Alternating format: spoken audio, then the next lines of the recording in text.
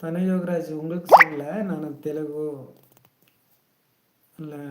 தெலுங்குன்னு நான் இன்னொருத்தர் கேட்டார் தெலுங்குன்னு, அதனால தான் நான் சொன்னேன். Nandakishore Sangeetha current feelings for Nandakishore no contact please share మీ యూనివర్స్. నందకిషోర్ కరెంట్